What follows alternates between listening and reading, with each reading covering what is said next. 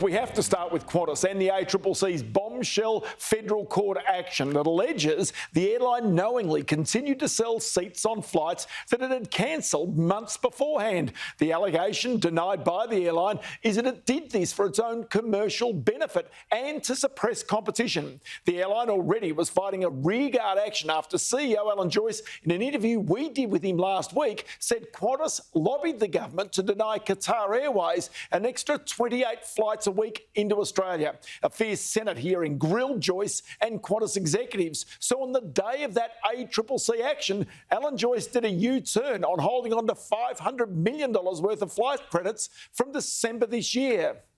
We're doing this because we've listened. We know the credit system was not as smooth as it should have been. And while we've improved it recently and extended the expiry date several times, people lost faith in the process.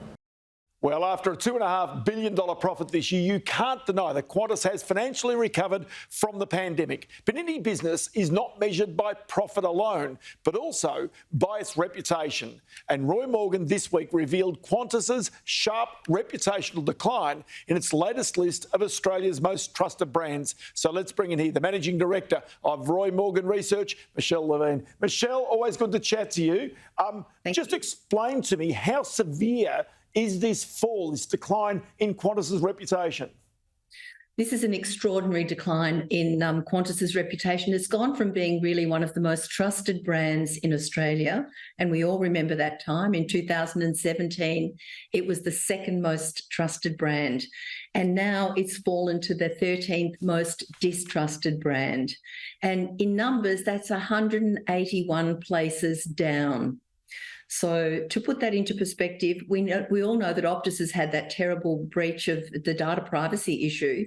It dropped 18 places in terms of trust. So Qantas has really, really lost the trust of Australians, and in fact, it's moved into really substantial anger, distrust, frustration, disappointment. This is a really vitriolic feeling that's coming from Australians towards Qantas, the brand. And in your history of companies that have reputationally been harmed, is this an easy thing for the Qantas management and its board to turn around? I think it'll be an extraordinarily difficult thing for them to turn around. However, having said that, in this instance, so much of the venom and anger is towards Alan Joyce. He is actually seen to be, by the public, almost like the devil incarnate. Everything is slated back to him rather than the corporation as such. Now, whether that's right or wrong, that's what people are talking about. So the new CEO, Vanessa Hudson, she has an opportunity to come in and change things. And it will be an important role for her to do that, and it won't be easy. But I think it would be impossible if Alan Joyce were not stepping down. With Vanessa Hudson, it may be possible.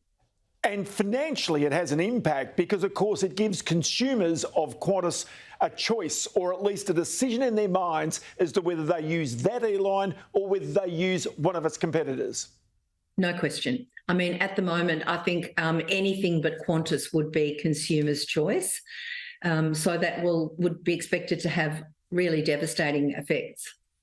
So just tell me, have you ever seen a decline in the trust that the consumer has in a company in the way in which Qantas has so rapidly seen this decline? Look, I think the only thing that would come close, and I can't even remember the placings, would be AMP. And it's really because AMP and Qantas were really trusted brands. And when something goes wrong, we look at these trusted brands and we feel so disappointed, we feel foolish, we feel stupid for having trusted so much. And that's when real distrust sets in. Now, AMP is starting to crawl its way back. It's actually starting to get back into people's good books. But I think Qantas even outstrips that. All of the issues with the banks, for instance, the banks were never highly trusted organisations. So when they were seen to be, the Royal Inquiry was held into banks, it was almost as if people kind of expected there might have been something going on anyway. But to go from the second most trusted brand, and perhaps even Bunnings was first, perhaps even before Bunnings came, Qantas was probably right up there, down to something which is, one of the most distrusted brands, is truly extraordinary. And it just keeps doing more. Michelle Levine, Chief Executive of Roy Morgan Research. Great to have your insight. Many thanks for your time today.